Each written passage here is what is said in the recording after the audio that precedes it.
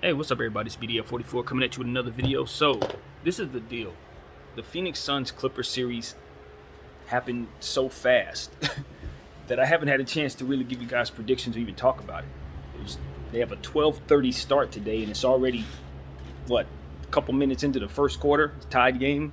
So, it's still early enough for me to make a prediction, obviously. But it's just like one of those things where it's like, damn, I'm still thinking about yesterday's game and KD getting knocked off. And now I went to sleep last night thinking I'm gonna get up and watch the first game, which I thought would be Game 7, but nah, they're starting off with the next series, the Clippers and the Suns. So I got to get on here and make sure I address it. So what I want to say is, first of all, CP3 is not playing in today's game. Of course, neither is Kawhi Leonard, so that kind of evens up the battle in terms of both teams being down a star. But what it doesn't do is speak to how the teams are going to effectively navigate having those players missing.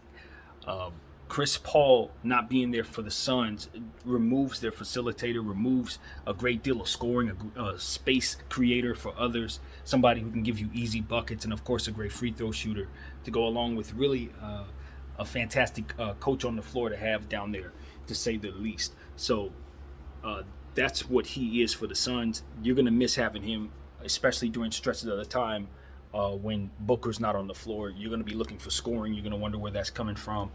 As long as Chris Paul's not out there, there is going to be some concern that their offense isn't going to run as smoothly as it should, to say the least. So that's what you say about the Suns. As far as Kawhi Leonard is a weapon.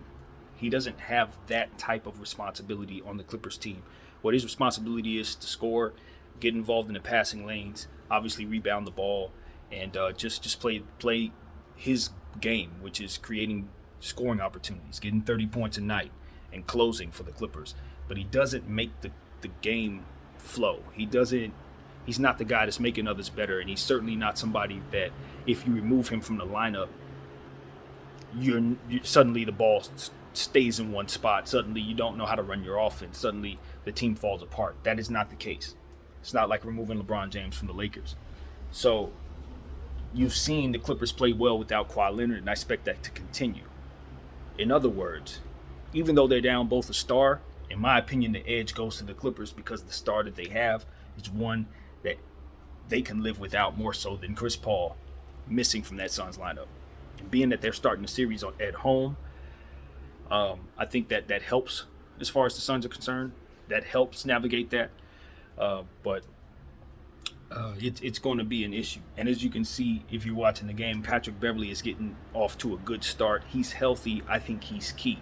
He's a forgotten guy for this Clipper team. And with Kawhi Leonard missing, you're going to be looking at him to kind of make up for some of that defensive edge that Kawhi would bring in theory, even though Kawhi's defense hasn't been like that all year.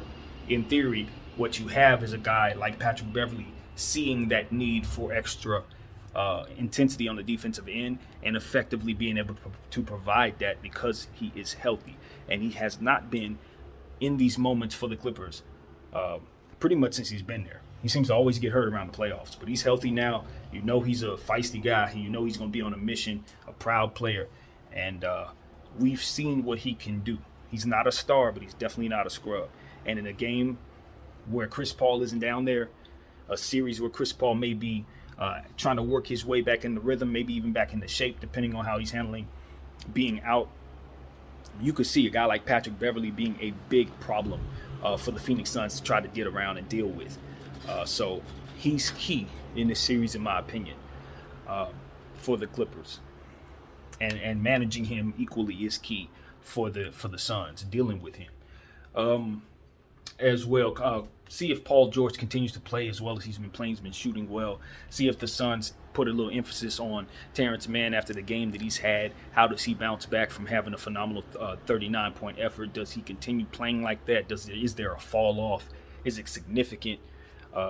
Will the young player have a game where he's shooting too much and not making shots because of the now newfound responsibility to kind of bring forth that energy that he brought in that game 6? It's one of those things where it's like it's a dangerous thing for a young player to play well in a playoffs, because what they end up thinking is that they're somebody that they're not, or they end up thinking the pressure to be that is for them to put forth that energy every night, and it's not necessarily something that is expected of them, or they get that confidence rather to think that maybe it's best to take 20 shots because I'm a superstar now. So it's a lot of things that can go wrong when a young player who's not yet a star has a star-like game. That's what I'm trying to say. So maybe I'm wrong. Maybe Terrence Mann is not that type of guy at all. Maybe he comes in and plays balanced and lets the game come to him. But I've seen players where it's like, okay, I went off. The next game I'm coming out, I'm jacking up 20 shots, and I may only hit 4 of them. But, I'm a star now, so I got to be like that. And that's just the wrong approach, especially in a playoff game, especially with a new opponent, being that this is the beginning of a new series. So I'm curious to see how Terrence Mann handles what will probably be much more defensive attention than he's used to receiving. So yeah, man, this is going to be a good series. I'm gonna get back to watching it. Obviously, it's going on right now, so I don't want to keep on flapping my gums and miss what I need to be seeing. But I want to address it. No prediction right now. I'll come back with a prediction later on. It's just too early. I haven't done enough studying. Anyway, my name is BDA44. Thank you guys for watching. I'm out.